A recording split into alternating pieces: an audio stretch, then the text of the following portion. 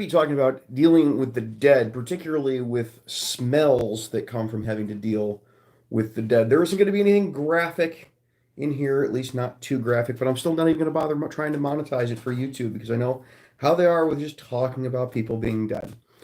What we're going to be talking about today is mostly about the first time you have to deal with a DOA or someone finding a dead body or a homicide that's been sitting for a while. Not so much about handling the body, but with the sense that come up because lots of times guys get advice at the academy, but it's mostly from people who either haven't done it in a very very long time or have no actual experience doing it. This is something that I have to deal with constantly, and while most of the time with police work we're having to deal with something that the living did and handle it accordingly. When dealing with the dead, there's a whole different set of issues that come up, and it's something that's only normally dealt with in field training by field training officers like myself. So when I get a brand new cop and we get our first body in a house, you know, that the family's like, hey, we haven't heard from Uncle Jerry in 3 months. And we have to go there and find out what's going on with Uncle Jerry. Everybody's like, please be okay, please be okay, please be okay. And not just the family, and mostly for reasons of we don't want to deal with somebody that's been sitting in a house for a month. When you do get someone who's been sitting in a house for a week or a month or something, we call that a decomp, you know, for decomposition. The body's starting to decompose. And we're going to be talking about a little bit about how to deal with those situations, both outdoors and indoors, and there's some different strategies for both of them. Before we get into that, we are also doing the Shield Box giveaway for this month, and also the drawings from last month's Shield Box giveaway. So if you're watching live, stick around for all of that, and even if you're not watching live, I will tell you how you can win this month's September Shield Box. That's our sponsor for today's video. So for decomps outside, let's say somebody gets found, that, you know, body gets dumped to the forest preserve and, you know, they get found and we get called out there to deal with it. Primarily what you're worried about is distance. And you might want to wear like a paper face mask or something like that, maybe in a 95 if you have it, to keep flies that have been on the body from getting in your mouth and your nose. And if you have to, and when you have to handle the body, you're going to want gloves and a Tyvek suit with little booties. I have a Tyvek suit around here somewhere. It's probably in my car at work, so sorry I can't show it to you. Maybe I'll post it up on Instagram later, some of the stuff that we use for that.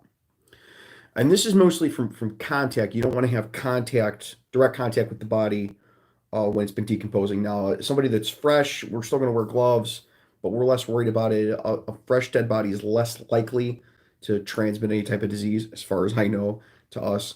But for obvious reasons, you don't want to be handling a decomposing body, you know, where you've got pieces coming off, things like that, with your bare hands. And you definitely don't even want it, you know, incidentally rubbing against all of your equipment and your uniform. So normally, if we have to put the Tyvek suit on, unless you're a really skinny guy, which I'm clearly not, you're gonna have to take most of your gear off and stow it somewhere. So you have to take your vest and your belt and all that off, stow it somewhere, put the Tyvek suit on, and we're gonna deal with just the body. For like I said, for outside, fairly easy. For inside, some extra things come into effect. A body decomposing in a house creates a very strong stench, and it's enough to make people just insta-vomit. And there's some strategies to keep from doing that. The easiest one, and the one that I never heard before I was a cop, and afterward, people are always surprised when I tell them, but it does work really, really well, is to smile. Not with your mouth open, not.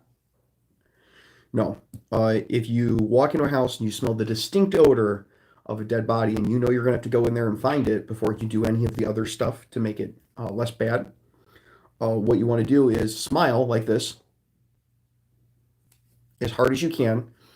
Don't open your mouth. Don't show your teeth because, you know, it flies from the body. You don't want in your mouth for obvious reasons. But if you're smiling, you can't vomit.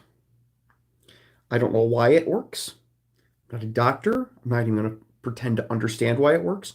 But I will tell you 100% it works. It has saved my bacon a whole bunch of times. I've seen lots of people go outside and puke, and everybody else is standing there. What are you guys smiling about? You'll see. If you're smiling, you can't vomit. It won't make the smell any better. The smell will still be terrible, but you can't Ralph. So try that. If you haven't tried that before and you're in the line of work, give it a shot. If not, the first time you run across that situation, keep that in mind. The other thing that you hear lots of times you see on TV is the Vicks Vapor Rub under the nose. And that's great if you have Vicks Vapor Rub, if this is something that happens to you so much that you keep it around. The medical examiner's office very often, or Aftermath Inc. very often when they come out, they'll have Vicks Vapor Rub they'll put under whatever cleaning companies will come out and they'll have Vicks Vapor Rub they can put under their nostrils. I know one guy at work, one of our evidence technicians, keeps it in his car. Works really well. Most of the time when I'm doing this, I don't have Vicks Vapor Rub to just start spreading around. So the methodology there is one, ventilate if you can. So if there's windows and fans, obviously you're going to open windows and turn fans on. At least try to get the flies out.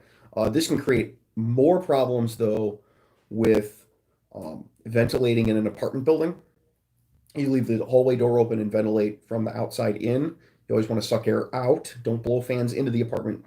Suck air out so that way you're not contaminating the entire building with flies and stench. Keep that in mind. And one method that, again, is kind of a tip and trick from the street is to burn coffee. So what you do is you get your bag of coffee, which luckily enough, most elderly people have sitting somewhere in their house because we're all us old people, we all drink coffee, and take a full frying pan, throw it on the stove, turn it on high blast, and put just a couple like scoops full of coffee and spread them out on the frying pan, and then walk back out and let that coffee burn on the frying pan. And I won't try to explain what it does. Something with the oils burning and getting in the air and bonding with whatever the hell is the smell that's in the air, but it works really, really well. It cuts the scent down to the point where between that and smiling, you can get your job done if you have no other equipment. So that's a good, when you're in a pinch method of dealing with this. And finally, if you are lucky enough to be issued or to have been issued one of these bad boys, a gas mask, and the ones that law enforcement are generally issued are the cartridges are for CN, CS, CL, blah, blah, blah, blah, blah, blah, blah, blah, blah, and rated P100. That means that just about everything that's in the air that's a particle, like everything that is a smell, gets caught in the cartridge. So if you have one of these, you put this thing on, and now you sound like Darth Vader, but you can't smell anything at all. Now, the downside of this is that when you get done, you have to touch the outside of it, which is going to smell. The cartridge is going to smell. The smell is going to be on all of this. You have to clean this thing off and get a new cartridge afterward. But if you get a really bad stinker, I'm talking about like more than just a modicum of maggots, right? Like you got something that's really, really bad, this is a lifesaver. And having to buy a new cartridge and clean it off will be more than worth it later. When you get something that pops, you're going to want one of these because that'll keep the stench, from getting into your nostrils. And the great thing about those is if you've ever had the experience of dealing with a body and then you take a shower later and you smell it again, or you're eating lunch and the smell breaks loose in your nose hairs and makes it back in, and now your lunch tastes like dead body. This will keep that from happening. So as soon as you can get one of those on when you find out you have a really bad decomp, the better. I check my notes here. I think that's all of them. P100 respirator, burn coffee, ventilate, Vicks under the nose. Yeah. Yeah, people don't understand how bad this is going to smell when you first walk them in. But imagine, like, if you've ever left ground beef sitting on the counter and then left for like a day and you come back and, oh, that smells. Now imagine that ground beef like at room temperature, or if in the summertime, or in the summertime people don't have air conditioning, maybe like 85 and 90 degrees in their apartment or 100 degrees in their apartment, or in the winter time you get it really bad that some elderly folks will turn the heat all the way up in their apartment, or they get free heat in the apartment and they're on the top floor and it just gets warmer and warmer and warmer in there, and now you've got, imagine that ground beef sitting on the counter and it's 80 degrees in your house and you leave it for a week or a month and it's 200 pounds of ground beef. Like that's the level of smell that you're talking about. So go ahead and leave your comments about how, I'm being a pussy and it's not that bad. It's that bad. Like you get one that's been there a week or a month, it's that bad. And the longer they're there and the higher the temperature, the worse it is. So now that everybody's ready to go eat lunch, have some fried chicken, let's talk about the giveaways. So the giveaways for last month we did one on Instagram, which is our big container here, and one on YouTube, which is our small container, because nobody stayed till the end. So if you're watching now, thank you for staying till the end. We had about 50 people stay till the end and learn how to win the shield box from last month. And then this is all the Instagram ones. I don't have the Instagram shield box for this month yet. As soon as it comes in, I will post that up as a giveaway on Instagram. It'll be like a picture of the box with all the stuff that's in it. It'll say giveaway on the top. You just follow the instructions. As usual, the giveaway is only open to people who are residents of the United States that have a mailing address inside the United States. Everything that we're shipping has to be legal for me to ship to you and for you to receive. And also you have to be over 18, because that's just like how giveaways go on social media for reasons. I don't try to pretend those. And hopefully whoever won this meets all those qualifications and emails me back. If you want a giveaway, and if you emailed me, and if I emailed you back, and if you haven't still received it, email me again so we can get you taken care of. I know there's some people that have gotten into that circumstance. Also, if you have won, and if you have not emailed me back, and you really don't want it, just email me saying you really don't want it, because I got a room full of stuff and I need to get rid of it here. Right, so this is our Instagram giveaway for last month. Pull a rando out here. And our rando winner here is Kobe Marino. Let me see if I can get that on camera there. There we go. Kobe Marino for Instagram. Was, I believe, our shield box from Instagram last month. I gotta find somewhere to put this so I don't lose it. Of course, it'll be up on there forever. And for our YouTube one last month, you went all the way to the end. You found out, hey, all I have to do is leave any type of comment on the video at the when it goes live, and I get an opportunity to win. Let's pull out our random winner this month. Is Carlton Redden. I printed these bigger so that way you guys could actually see them without me having to do the focus in and out thing. Carlton Redden. So now, this month, and then we will get to your comments and questions about dead bodies and stuff. I'll do my best to try to answer them as well as I can. This month's shield box. This is the September shield box. So I guess technically it's last month's shield box. Your opportunity to win this is very simple. As soon as the video goes live, comment on the video. Like, leave a comment on this video when it goes live on YouTube. So not right now, not in the live section, although I'd be happy to answer your comments and questions. But you can post something good, bad, or otherwise on this video after it goes up on YouTube when you watch it as a normal video. And that I will take that comment section. We're going to print off all the names, and we're going to pick one next month or whenever we do the next giveaway for someone to win this shield box. This shield box this month. You want to try to freeze frame that and see what's in there. This will flip around when it goes up live on YouTube, so you'll be able to actually read it. This month, we have lightweight patrol gloves from First Tactical. They're in a size large because that's the size that I tell them to send everything, because it's the most logical size. These are very lightweight. These are a very thin, almost like rubber glove thickness glove. Extreme durability with long-term durability to become an essential tool of the trade. Lightweight, snag-proof, stretch, woven materials allow for precise fish and professional appearance. Features seamless wraparound index finger design that's touchscreen friendly. And it is. So, not a cut-resistant glove, but it's just kind of supposed to keep you from snagging on stuff, I guess. Okay.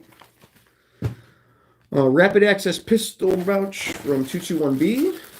Pull that open. It's a like shock cord pistol pouch. Right there. So you can tension it to fit any size pistol mag that you have. Probably not the big Stendo 33 round ones, but a normal one. The E-Tool from Columbia River Knife and Tool. I always tell these subscription box people, I'm like, if you can give us a good quality knife, right? A mid-tier knife, something in the $30 range, people are going to be happy with your giveaway box. So let's see. In the interest of, we don't ever want to have to read instructions to use something. Exit tool. Okay, so it's got a little seatbelt cutter and some other stuff on it, and it folds up to make it small. That's that. Vented chest seal So you got a chest seal. Extra med never hurts. Garment Guard garment cleaner. So you talked about how to clean your vest so you don't stink. There's another option there. And then an energy drink, Ignite energy drink and shaker kit. I thought it was just a shaker. So apparently there's a shaker thing in here, and they get you a whole bunch of different flavors of a mix your own energy drink with water and a shaker bottle for it. So it's actually pretty interesting to try. I do find it interesting to try the food that ends up getting sent with these things, because they're normally pretty small companies that make some interesting stuff, like they're trying to get a niche in the market. So that's this month's Shield box. When this video finally goes live, so it's not, when you can actually read that properly, it's not flippy around. Comment on this video, I want that Shield box, or I'd like to try the energy drink stuff, or whatever. Or, those gloves are cool, I want the CRKT toolbox, or, comment about the dead body thing, and you will be entered automatically into the Shield box giveaway. And of course, like and subscribe and all that stuff, because that's how the algorithm works on YouTube. Put this somewhere where I'm not going to forget it. All right. And I think that's it. Yeah, when October's comes in, I'm going to post that up on Instagram. You guys can follow the directions over there to win the October one. Haven't seen it yet, but I would say that the Shield box stuff has gotten significantly better in the 2 years that we've been giving these away. I think it's been 2 years now, giving away Shield boxes. And it went from sometimes you get some nice stuff, okay, is this worth it or not, to pretty much every month there's something in there that I would either personally use or I would give out to somebody. If you're interested in getting the Shield box subscription service every month, instead of just rolling the dice on winning it on YouTube or Instagram giveaway, there's going to be a link down in the description when this video goes live with a coupon code both for the Shield box and for Hollow Point Coffee, as well as a bunch of other stuff that are sponsors on the channel. Please go check those out. If you use those coupon codes and links, you help the channel out a bit. I make a little bit extra money, which allows me to make all of this video and talk to you about dead bodies, which really, all we're all really here for is to talk about dead bodies. So let's get right to that right now, because can't wait to hear the comments and questions about dealing with the dead. And don't worry, that thumbnail on the video, that is not a real dead body. So I know YouTube is going to be really pissed off about the thumbnail, thinking that that's a picture of a real dead body from work, but it's not. It's not. That's just my leg. It's just my leg with some fun filters applied. All right, let's see. Chad Daywalker says poke it with a stick. That's great. Hello from Germany. Hello. Grant Davis says, I'm a community service officer, and last week we had a suicide by train at work.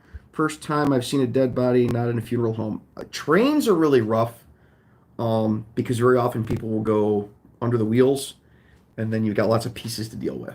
It's unpleasant. Well, this one seems to have struck a chord with people. So John Conquest says, first experience with dead people was working hospital security, kind of surreal, but you can't view them as people anymore. They're just objects or dead weight. So that's the thing, is what helps me out with dealing with the psychological issues of it is that this isn't the person isn't still in there. Because at work, very often, you go to the same ambulance assist calls all the time, and you show up and these people. These are people that I've met before, that I've had a coffee with before, that I've talked with before. The paramedics are sitting there and they're calling hospital to hospital, find out where they're going to go, trying to get family members to come take them instead of having to go in the ambulance type of thing for foot pain and stuff like that. And I'm sharing a cup of coffee with these people and talking with them about their flooring or whatever. I kind of got the gift of gab with people, especially old people, that you're there for an innocuous reason. And so a lot of these people I know, but I have to realize, all right, Mary is not in there anymore, right? Mary's not there anymore. Mary's gone. This is just what Mary left behind. And that does help quite a bit for me too. Robert Mayer says, floaters can be horrible too. Oh, yeah. Oh, yeah. That's a whole other ball of wax. John Conquest says, the thing with dead people is they can't take a joke. They always give you the cold shoulder. We'll let that one marinate.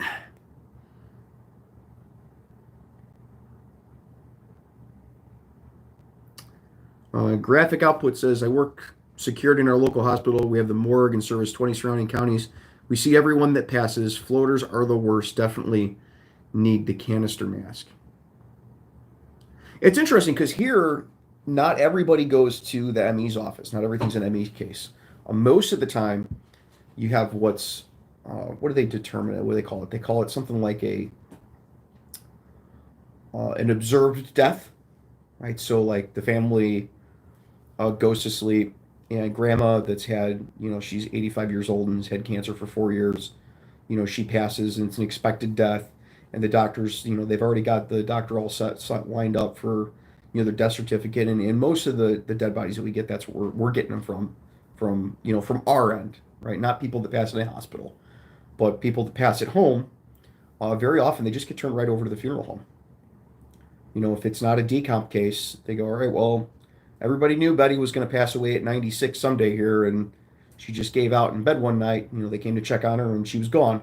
Okay, well, turn her over to the funeral home. And that's a determination the medical examiner's office makes, but not all of them make it to a morgue or a medical examiner's office. Lots of people actually just go straight to the funeral home. I find that that's better for the family overall if it's an expected death. Like if it's something where, somebody was fighting cancer for a long time or they're very, very elderly, it's better for the family to be able to be like, all right, well, I called the ME. They said they released Betty. We talked in the other video about, referring to them by their name to the family. It helps them a lot. It helps the family a lot dealing with the loss. I talked to the medical examiner's office. They said Betty can just go to the funeral home. So you have a funeral home. You want me to call? I'll call them for you. And they can just come pick her up. Sometimes that helps.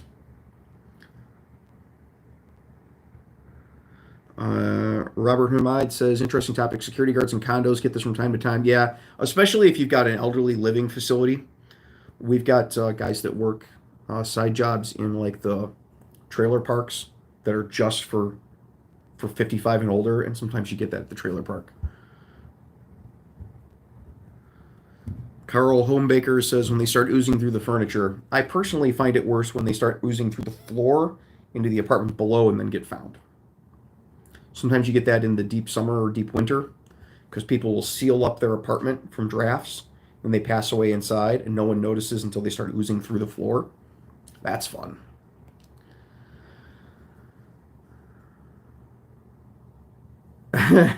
Matthew Bunny says, I've been doing this job too long. After watching this video, he said fried chicken, and I thought, yum. See, that would be a good comment on the YouTube video for the giveaway. Yeah, if there's two reactions normally to dead bodies, and one is with really bad ones, and one is like just being sick all day and not being able to eat. And the other one's like, let's get some chicken. Anyone want some chicken? Colin P says, I've dealt with dozens of dead bodies, 10 from MVA and 2 elderly, and they were found within 10 hours of dying. Still dreading one of those. Love the examples you just described. Love the tips. Well, it'll happen eventually. I mean, it happens. It's out there, and that's our job, is to deal with it. Robbie J says, do you breathe through your nose or mouth when dealing with dead bodies? All right, so here's the thing. If you don't have a mask of any kind, you don't have your gas mask or any of that, you want to breathe through your nose and smile, and it's going to suck. And I'm sorry that it's going to suck, but it's the best advice that I have to give you. The reason is if you breathe through your mouth, you're not going to smell it as bad, but you're going to taste it, and flies can get in you that were just on the body eating it. So I recommend leaving your mouth closed and breathing through your nose.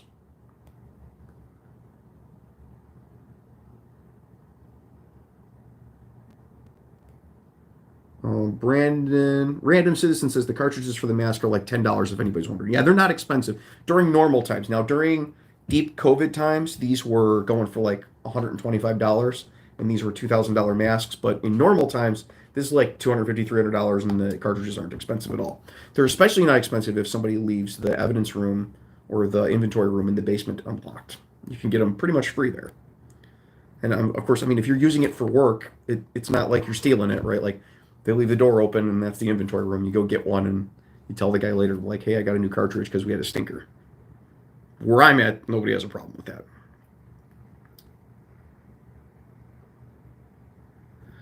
Alex Duke says, I was a volunteer FD when I was 17. Didn't have to deal with decomp, but several bodies one time had to shovel stuff off the street and hose it down after he was hit by a drunk. So our most common time that we have to break out the coal shovel is probably motorcycles. Every time I think it'd be a good idea to get a really fast motorcycle, um, I find some guy that got shoved between the dualies on the back of a semi, like a raccoon that got run over, where he's like the helmet shoved right between the dualies in the back. And then I'm like, maybe a really fast motorcycle isn't such a good idea.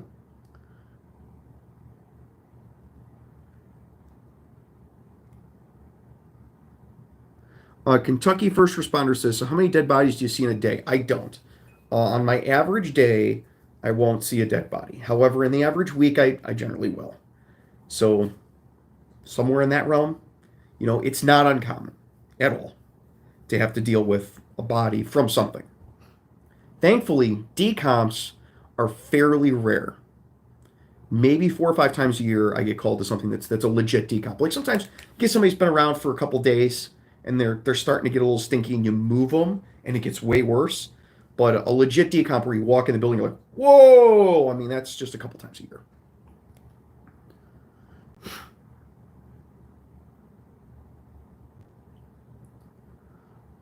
David Wilson says, when I worked at the local children's hospital, I can already hear this one coming.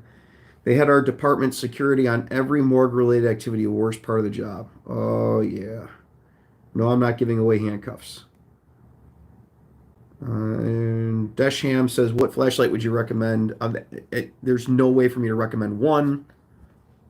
This is just a small smattering of the ones that we've done videos on recently on the channel. Click through the channel, find some flashlight review videos, watch them, and decide for yourself which one's going to work for you.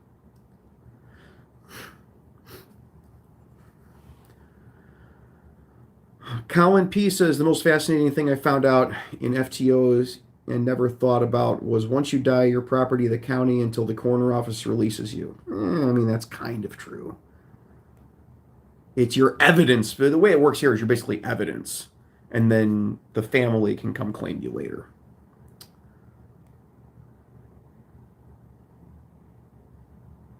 Robert Mayer says it's just an empty vessel like a box. The soul is gone. That's the easiest way to look at it, yeah.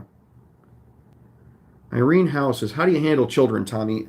Normally I just yell at them from down here. They'll come running if I yell. But dead kids is rough. I've had that a few times before. Once before I was a cop, I did a video on the channel. I'll try to link it up there or down below.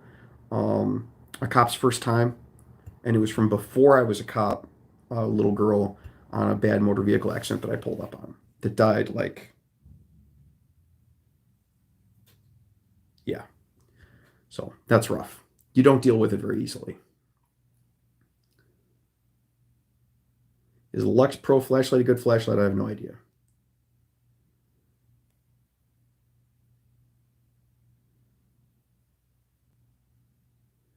Ty S says, I have had decomp 3 months old. Oh, hopefully it was in the woods.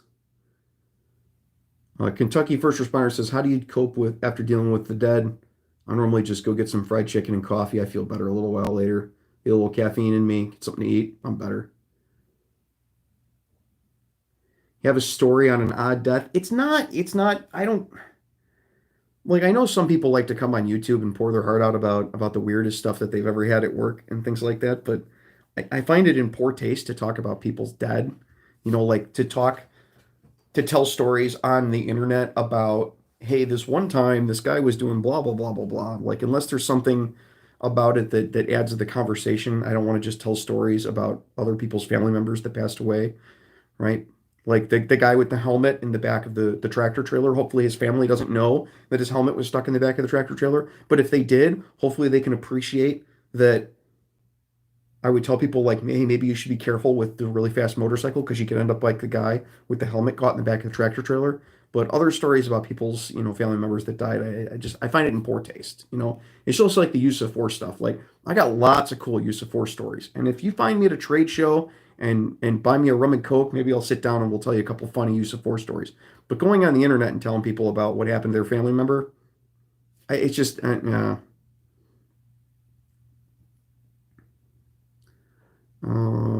Tembo Jack says, I'm a federal officer in the military and we aren't allowed to announce someone dead. So we have to apply first aid until the ambulance picks up the body. Well, I have this theory that if they're rotting, right, or I can see most of their brain out of their skull, there's a good chance they're dead. I think I can declare that. I can get on the radar room like, hey, this is a DOA.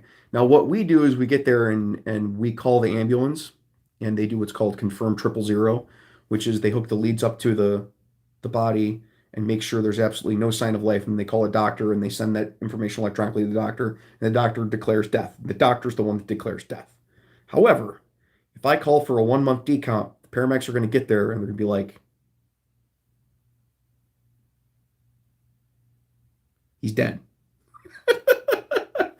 So that's great. And I know the military has lots of weird rules and fun stuff, but like common sense has to come into this at a certain point, right? Like there's like the law and then the law, right? Like common sense has to apply somewhere in between these two things. And knowing when something's dead, when you can like it's popped and it's been there for 3 months is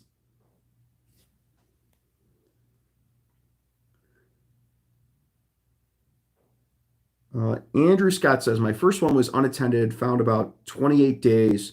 First one for my Sergeant 2, smell took 10 times to wash out to get out. Bugs bothered me the most. Yeah, the bugs are rough. You get one that's inside of a house, you'll know that you got a bad decomp. You'll smell it from outside, and there'll be flies on the window. And you'll know they're really bad if the flies are covering the window. So you can take a pebble, or a styrofoam cup or something with a little liquid in it, and you throw it at the window, and when it hits the window, all the flies move, so the window goes clear, and then it goes black again. That's when you know it's going to be bad. David Wright says, first DOA as a baby cop was elderly man who ran his bath, then had a heart attack on the toilet. Okay, that's common. The heart attack on the toilet is more common than people think. Ended up head first in the tub to the waist for approximately a week. AC wanted lunch right after. Yeah. That's actually the bathroom. Elderly people having a heart attack in the bathroom or dying in the bathroom is very, very common.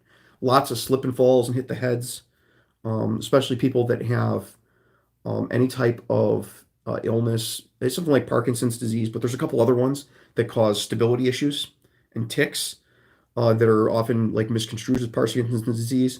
But a lot of people with things like that, they'll end up slipping and falling, hitting their head. People with bad heart problems, they'll end up having a heart attack when they stress themselves. And stressing themselves when you're in your 80s or your late 70s can often be just, disrobing, crapping, and taking a shower. Like that's the major activity of the day, and this is what's getting the heart rate pumping. And if you've ever had, you've had that poop where you're like, oh, this is pretty rough. Imagine doing that at 85 years old. That could be a problem for you. So the heart attack in the toilet and the falling into the tub type of thing, like that's really, really, really, really common. I've had lots of them like that. Random Citizen says, I still remember that first kid's death video you did. Very sad. Yeah, cop's first time. KFC, Popeyes, Lee's, what chicken do you like? White Fence Farm. Although I can't get it at work because it's too far away from where I work. But I was just there yesterday. They also have great steaks. But White Fence Farm is up in the western suburb of Chicago. The best fried chicken I've ever had in my life.